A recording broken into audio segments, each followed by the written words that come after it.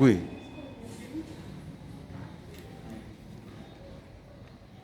Hello everyone. I want to welcome you so much for our first class today. As you may know, in this world it is so important that we can't live without communications and writing skills. Today will be our first class today, and I will be introducing to you a new and important lesson that everyone ought to learn. In the first place, we shall need to know about the reporting skills. So reporting skills is one of the key elements of every individual, especially in the workplace, where we may look at employers and employees. Your employer may require of you to write a report.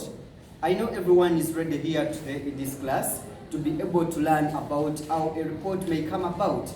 A report may include a collection of data that you may be required of to give.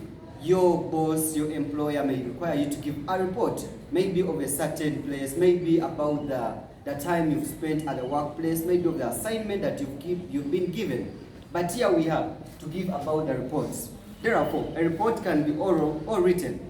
You can stand and give a report, or you can write it down. We should therefore realize this in our first class. However, my name is Waisswa Moses, and I'll be taking you through this together with my fellow students, Ainnamani Nickson and Tumuzugu Seith. We are all students at Uganda Christian University. As I just said earlier on, reports can be either academic reports, but we also have what we call business reports. Academic reports, you may be assigned at an institution. For example, students that are exposed, you may be given an assignment to go and make an internship, and this internship, at the end of it all, you'll be required to give a report. We also have what we call business reports, and these reports are also mostly common in organizations. We also have what we call short reports. We also have what we call trip reports. These are all categories of reports, to mention but a few. Therefore, today we shall be more interested to look at any other kind of report. However, I want to let you know that there is no proper structure for designing up a report. But however, for any important report, should have the following elements. Number one, there should be a title page. A title page will include the importance or the reason or the main aim of that report that it is trying to address. Therefore, we shall look at the title page that shall include all those details as to why what you're entailing in that report. Is it about the internship? Even you're free to include your name in the title page, as anyone would say. Therefore, looking at that, you also need to look at what we call an abstract.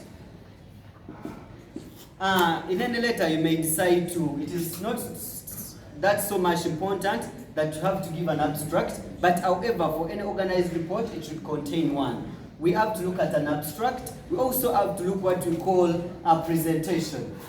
We have to look at our presentation. You also have to look at the description, and you also must give a conclusion, and lastly, you have to make a recommendation. These are all key important elements of any report that may arise in an organized situation, especially to the learning environment. These are so common in the academic reports and also the business reports.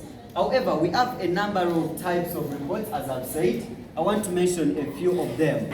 One of them, the academic. I want also to mention the business. I've said we have short reports.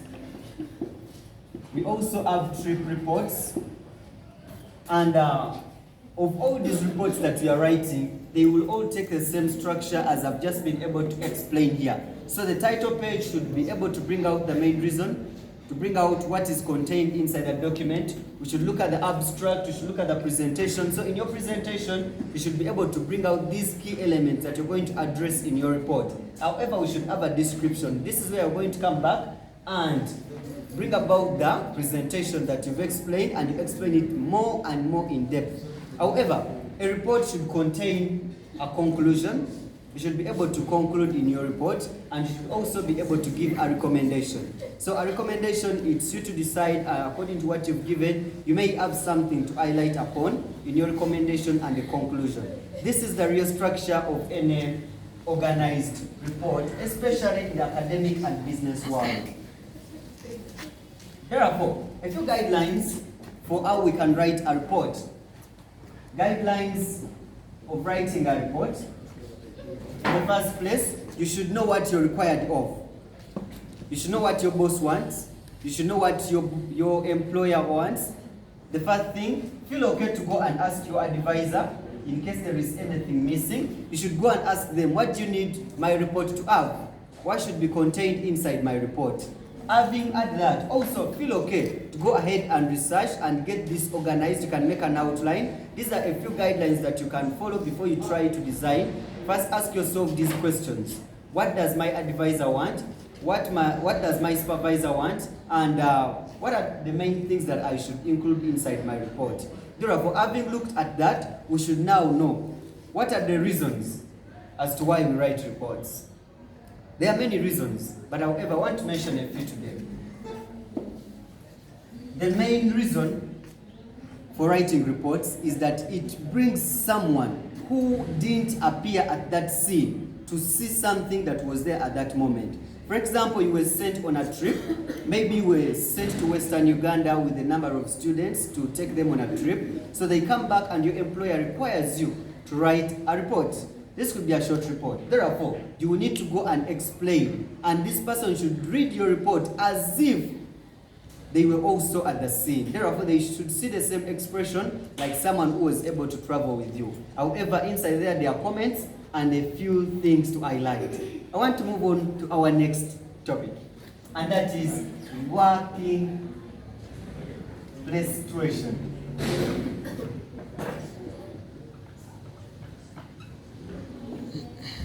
In this dilemma that we are in especially in our country, Uganda, you should be very well much aware that there are a few things that we need to bring about in the working place situation, especially when we are doing our work as employers and as employees. And I will start with introducing to you to one of the most key and important things that we know very well, that is the job advertisement.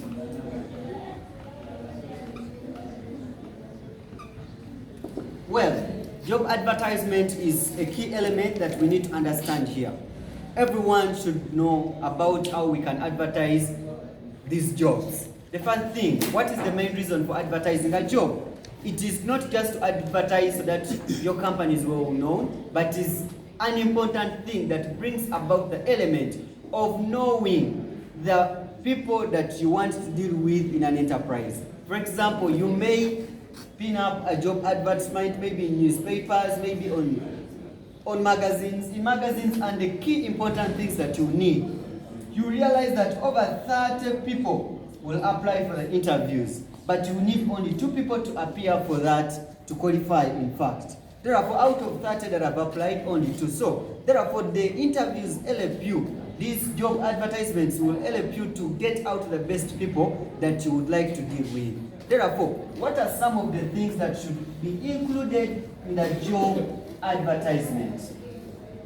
Well, number 1, you should look at the name of the organization. We should look at the name of the organization. We should also look at the title of the job. Maybe you're looking for a managing director that we may refer to as an MD. The other thing that you have to set up when you're making a job advertisement, what are some of the qualifications? What are some of the qualifications? These qualifications may be in form of education, or they may be in form of skills. So, when you're trying to, let's start with the education qualifications. You may say, I want a managing director who has attained at least a master's degree in business. Master's degree in business. That is the first qualification that you should be able to bring out in the job advertisement.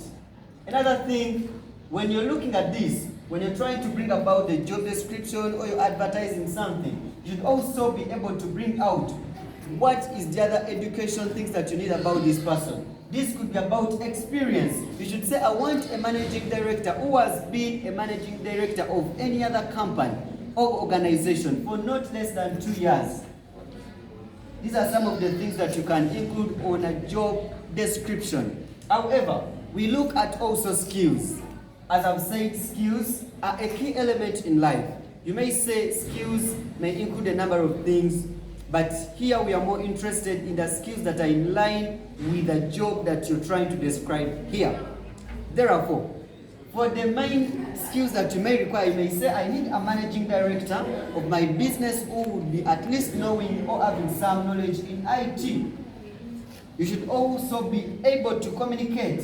So you should be a good person to communicate. Maybe I want a managing director who knows English, who knows French, who knows Kiswahili. This is up to the person who is describing the job. However, what we need to also learn about the job description is the location of the business location. So you're going to look at the location. You say, our business is located at Naria Plaza, maybe block A1, and this is where we are going to, this is where we are stationed. Another thing is that you should also look at where these people should place where they should also maybe place their application data. You're going to come up and then bring about maybe on this date, maybe on the 20th of April 2022. You should say, I also need this. So some of those key elements should not miss out when we are trying to design a job advertisement, and therefore inside what we are calling a job description. These are a few things. You may also include the email. You may include the contact in all that. Any other information that this person will need to know about the job. Therefore, another aspect now to address here that every person here will be interested to hear about is now the product advertisement. I want to take you through what you call product advertisement. Maybe I have a bakery enterprise that I'm trying to manufacture a number of cakes, and these cakes need to be advertised. And therefore, when you talk about product advertisement, you're trying to work hand in hand to see that a number of people come and take part in your products that you're trying to make. They should be able to come and buy them and have to be a good marketing, or you should be able to put your products on market that people will be able to come and buy them. Therefore, what we need to get here now is the product description. You should be able to describe your product. Number one, you should be able to know what type of product is it. Is it a cake? Because as you're describing this product, you're advertising it. Therefore, you should maybe say our cakes, we use all these ingredients. Maybe we make such cakes. We make big cakes that are for weddings. We make cakes that are so easy, or 500 or 1,000 that are so every person that can be able to access. You should bring about this. Then also bring about where can we find these products. This is how you can describe a product. And in other words, you can be advertising it, maybe even when you put it in New Vision, you put it in a magazine, Sunday, Daily Monitors, and any other place where you feel like you can expose your product to advertisement. These are some of the things that we learn in a working place situation. Therefore, lastly is the interviews. That's a key element in every other organization, that you should be able to conduct interviews. Therefore, when we are conducting interviews, number one, you should have the main reason for conducting that interview. So you should have a reason as to why you're conducting that interview. The second thing is that you should be able now to bring out what people do you want for that interviews, having known them. Also get now the panelists. So the panelists, those are the people that are going to come and conduct the interviews on that day. Set the date, set the number of maybe people that you want, set your qualifications, and therefore prepare the questions very well of the people that you want.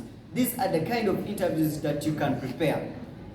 I have said, when preparing an interview, first of all, you should know the date, You should know the kind of people you want to interview. You should know the people you want to qualify. And lastly, you should now start dealing with the questions. What are you going to ask them? How are you going to deal with them? And having done that, you're going to set dates for these people to apply in. After applying, you give them a date now for the people who have qualified. And having looked at that, we shall say interviews, job advertisement, product advertisement are a key element to a working place situation. Not forgetting about the report writing skills. I have been Waisswa Moses, an LLB1 student at Uganda Christian University, together with Ainnamani Nickson, Tumuzugu Seith, who are also lawyers to be. Thank you so much for listening. We wish you all the best.